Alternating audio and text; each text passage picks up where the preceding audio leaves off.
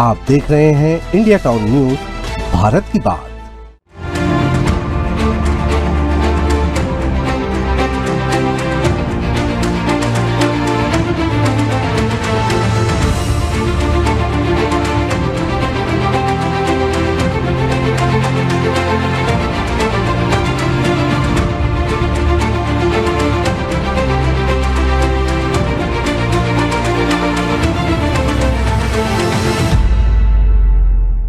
नमस्कार, आप देख रहे हैं इंडिया टाउन न्यूज और मैं हूं आपके साथ कमर गौस। आज की हमारी खास पेशकश बात बेबाक मयंक तिवारी के साथ में बात करते हैं महाराष्ट्र चुनाव के सीएम पद और वहां चल रही राजनीति को लेकर। इस पर चर्चा करने के लिए हमारे साथ मौजूद है इंडिया टाउन न्यूज के संपादक मयंक तिवारी। तिवारी जी, आपका बहुत बहुत स्वागत है। धन्यवाद कमर जी।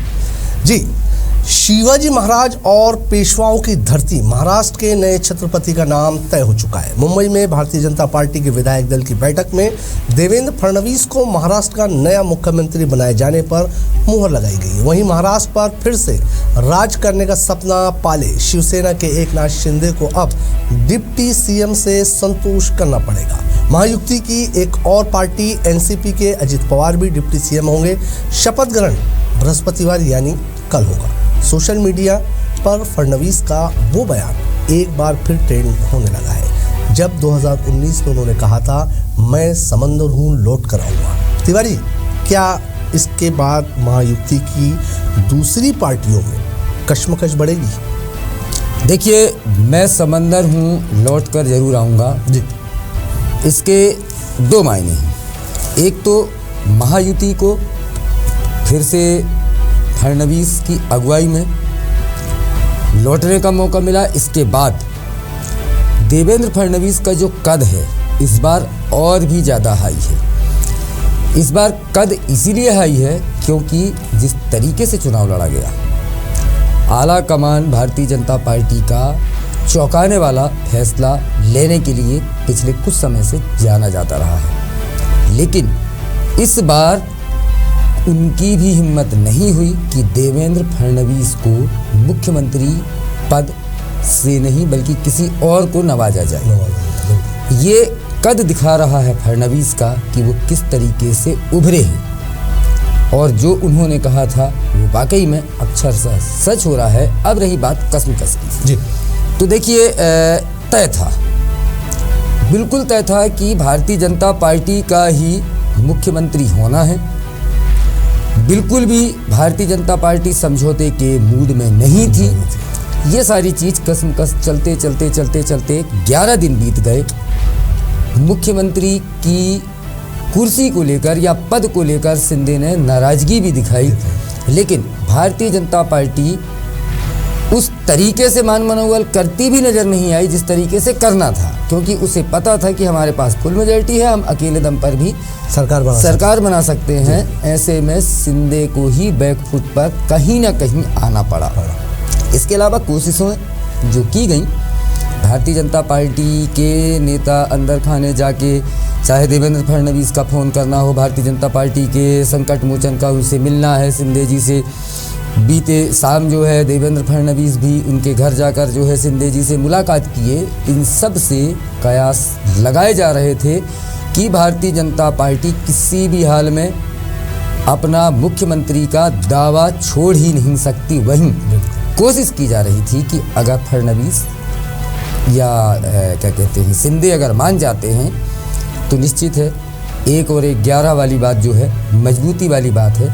इस कारण से सारी कवायदें की जा रही थी जी। तिवारी जी, आज जब देवेंद्र फडणवीस सीएम के लिए चुने गए हैं तब 5 साल पुरानी वो लाइन बिल्कुल सही साबित हो रही है। 2014 में भी प्रदेश अध्यक्ष रहते हुए उनके नेतृत्व में चुनाव लड़ा गया था।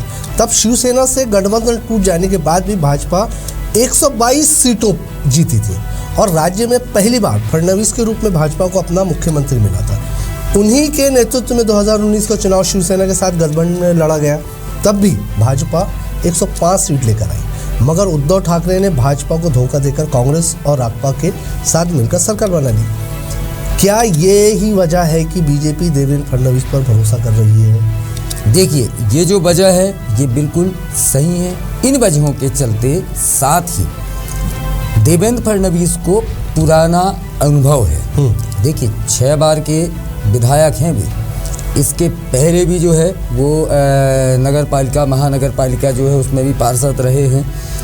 लंबा राजनीतिक अनुभव है। इसके साथ साथ पकड़ जो कहनी चाहिए, अपने क्षेत्र के साथ साथ महाराष्ट्र में उनकी अच्छी खासी पकड़ है। जिसके अलावा तमाम जो नेता हैं उनके सर्वमान्य चेहरे हैं, किसी से उनका विरोध नहीं है।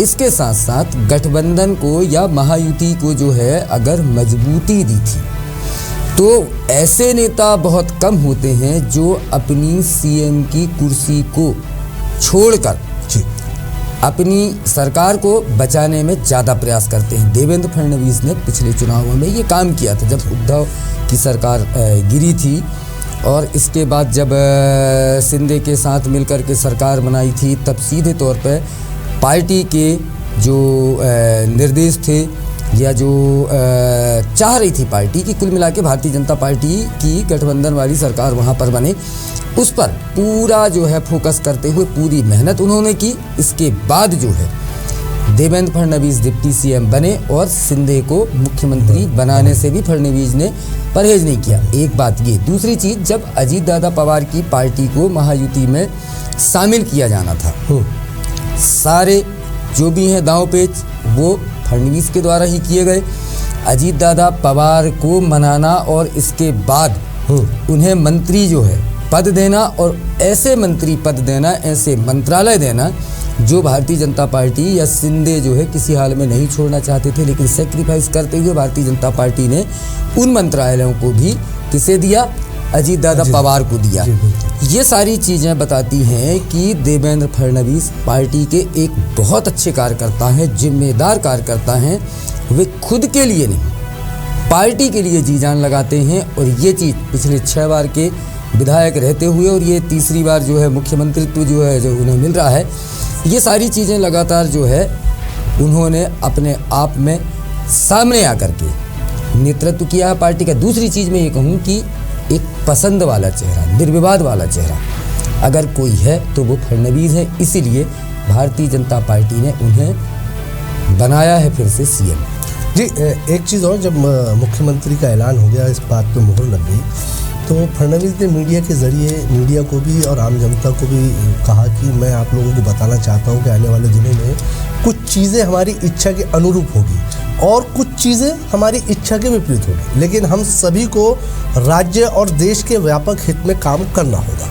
हम महाराष्ट्र की सभी अपेक्षाओं को पूरा करने का प्रयास करेंगे। ये इशारा किस तरफ नजर आता है आपको? क्या सहयोगी पार्टियों को ये बताना है कि जो हम फैसला करेंगे वही सर्वोपरि होगा, या नहीं, इसके मायने इस हिसाब से नहीं निकाले जाएंगे कमर जी। उन्होंने जो कहा है वो ये कहा है, कुछ चीज़ें हमारी इच्छा के अनुरूप होंगी जी, कुछ चीज़ें हमारी इच्छा के विपरीत भी हो सकती हैं। देखिए, महायुति में है, गठबंधन है, गठबंधन में तीनों ही दल के अपने अपने एजेंडे होते हैं, लेकिन मैंने जिस तरीके से पहले भी आपके प्रोग्राम में बात की थी तो बताया था कि महागठबंधन का या गठबंधन का, महायुति का एक धर्म होता है जिसमें सर्वमान्य जो एजेंडा होता है उसको लेकर सरकार चलती है।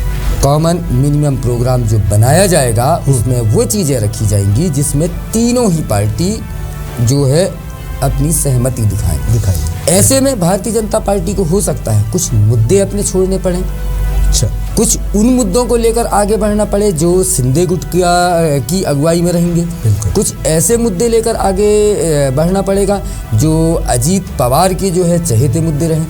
इसीलिए उनका ये कहना है कि गठबंधन में जब अगर एक पार्टी या एक सरकार काम करती है तो उस पार्टी को अगली पार्टियों का भी ध्यान रखना पड़ता है, या उस गठबंधन को सभी तमाम दलों का ध्यान रखना पड़ता है, तब ही वह सक्सेस गठबंधन होता है। इसीलिए उनका ये कहना है कि ऐसी चीज़ें हो सकती हैं, लेकिन हम महाराष्ट्र के विकास के लिए, हम जनता के लिए, हम किसानों के लिए, हम महिलाओं के लिए, हम युवाओं के लिए बेहतर से बेहतर करेंगे, और यही वजह है हमारी सरकार को फिर से जनता ने मौका दिया है, यही विश्वास हम कायम रखेंगे। नहीं, लेकिन अपने संबोधन में फडणवीस ने ये भी कहा कि हमें गर्व है कि 2019 के बाद एक भी विधायक ने हमें नहीं छोड़ा और सभी एक साथ रहे, और हमने 2022 में सरकार बनाई, आज भी महायुक्ति को ऐतिहासिक जनादेश मिला है। ये इशारा क्या दूसरी पार्टियों को नहीं लगता आपको कि भाई आप हमें अगर छोड़ भी दें, लेकिन बिल्कुल। हमारे पास इतना पावर है कि हम अपने बलबूते पर सरकार बना सकते हैं। देखिए,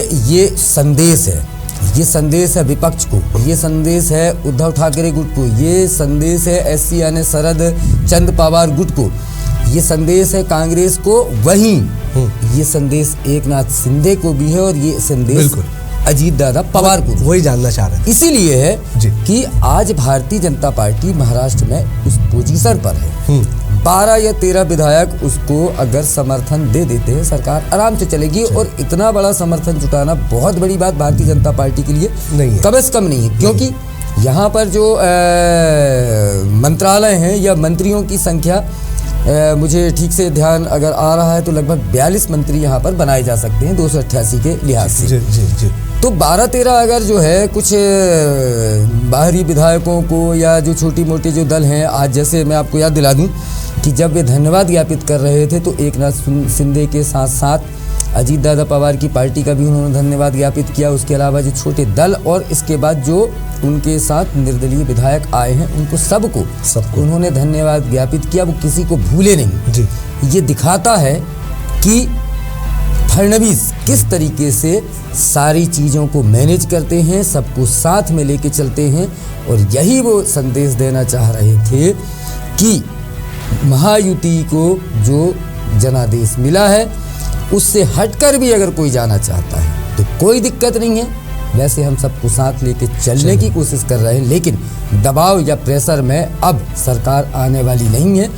तोड़ फोड़ की राजनीति पर अगर कोई विचार कर रहा है, जो विपक्षी अगर सोच रहे हैं, या पार्टी के सहयोगी दल भी अगर तोड़ फोड़ करके दूसरे पार्टियों के साथ सरकार बनाने की सोच रहे हैं तो वो मिथ्या में ना रहें।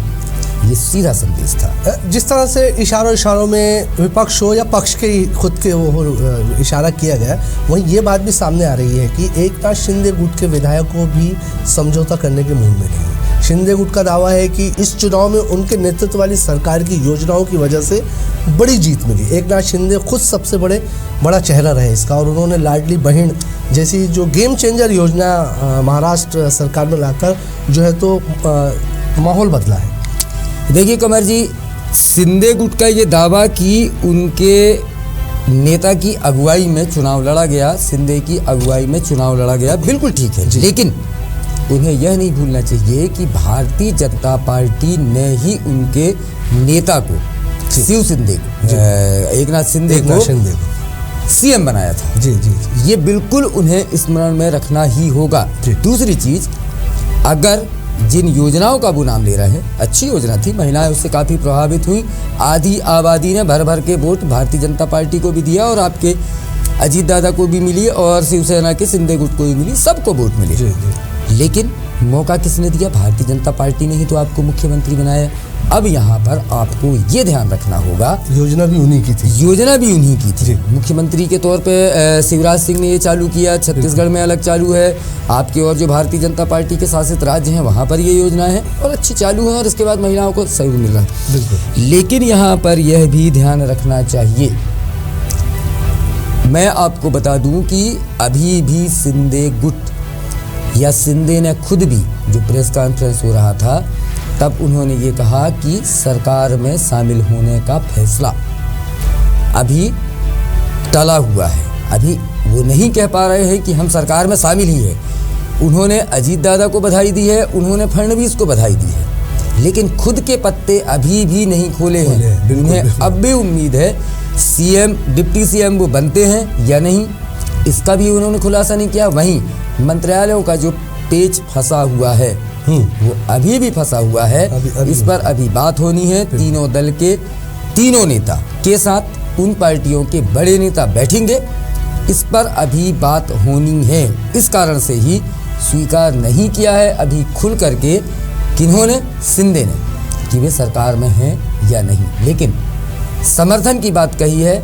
जो नेता क्या कहते हैं CM बन रहे हैं उनको भरपूर समर्थन देंगे, ये सारी बात उन्होंने कही। देखिए तिवारी जी, जिस तरह से महायुति की बैठक हुई, उसके बाद राज्यपाल जी से मुलाकात हुई और जो चीज़ें सामने आई, अब एक जश्न का माहौल होगा। किस तरह का माहौल देखते हैं आप अब? देखिए, ये जश्न का जो माहौल है कमर जी, ये रिजल्ट या परिणाम घोषित होने के बाद 3 या 4 दिन में सामने आ जाता नाम मुख्यमंत्री का। भले ही सीएम, डिप्टी सीएम और एक और डिप्टी सीएम ये शपथ ले लिए होते और फिर इसके बाद मंत्रालय विभागों के लिए या मंत्रियों के नाम की धीरे धीरे लिस्ट आते जाती, उसमें सहमति जताई या जमाई जाती तो एक बात अलग होती। लेकिन आज जिस तरीके से या कल के बाद से लगातार जिस तरीके से एकदम स्पीड से, तेज़ी से जो समीकरण बदले हैं बिल्कुल, वे समीकरण ये तुरंत में अगर चुनाव के परिणाम के बाद से अगर दिखाई दिए रहते तो ये जो आज जिस तरीके से विपक्ष लगातार इन पर निशाना साध रहा है, दूल्हा और फूफा और बाराती और बेमानी जीत और ये सारी बात अगर कर रहा है तो ये बातें कहने का मौका नहीं मिलता। ठीक है, अभी जो तीनों नेताओं ने जाकर के समर्थन पत्र अपना अपना दे दिया है, जो वहाँ के राज्यपाल हैं पीसी राधाकृष्णन, उनसे मुलाकात करके सरकार बनाने का दावा पेश कर दिया है। इसके बाद कल 5:30 बजे शपथ भी हो जाएगी, लेकिन तब तक सस्पेंस यही है और बाद तक सस्पेंस यही होगा। अभी देखिए क्लियर ये नहीं है कि शिंदे जी जो हैं वो डिप्टी सीएम की शपथ ले रहे हैं या नहीं। उनके मंत्रालय से जैसा कि कहा जा रहा है कि इससे भारतीय जनता पार्टी से आपके 9 मंत्री और आपके 7 जो है शिंदे गुट से और आपके 5 जो भी संख्या है सामने अभी आ रही हैं, कहीं कुल मिला के सुना है कहीं 42 की। हाँ जी, कुल मिला के सुना है कि जो अदर पार्टियां हैं उन्होंने 11 अहम पदों की मांग की है, मतलब विभागों की मांग की है जी। लेकिन यहाँ असल पेच जो है, तीनों पार्टी आज देखिए मजबूत है। बिल्कुल, तीनों पार्टी की मजबूती अपने आप में अपने दावों को और मजबूती प्रदान कर रही है कि किसे वही पुराना फार्मूला कि होम मिनिस्टर इसके पास होना चाहिए, ये होना चाहिए। लेकिन अब यहाँ पर उससे आपको आगे चल कर के बात करनी पड़ेगी अगर जी सरकार को अच्छे से चलाना है, क्योंकि आपके सामने अभी बीएमसी चुनाव हैं। बिल्कुल, जनता सीधे देख रही है, उसके अलावा विपक्ष आपको सीधे देख रहा है, आपको टारगेट किए हुए है। इसीलिए ये कल ही सरकार बनने के बाद और शपथ ग्रहण होने के बाद ही तय होगा इस सरकार की क्या रूपरेखा होगी।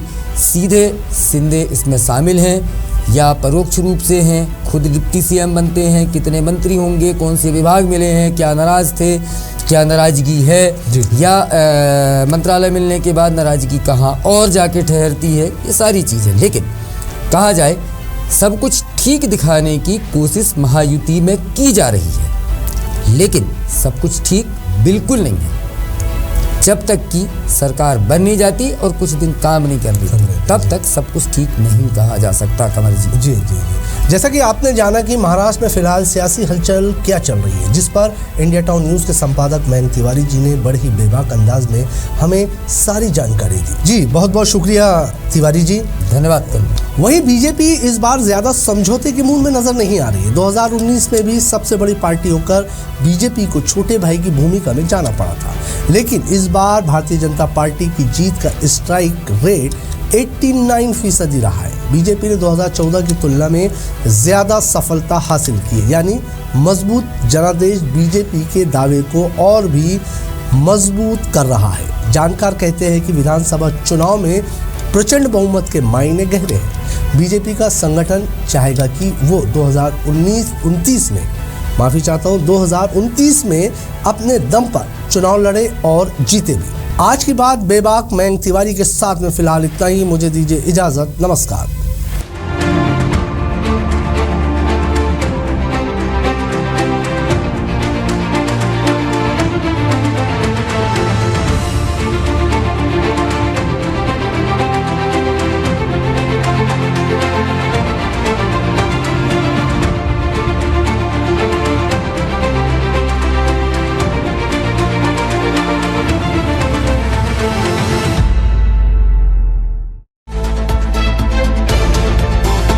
आप देख रहे हैं इंडिया टाउन न्यूज़, भारत की बात।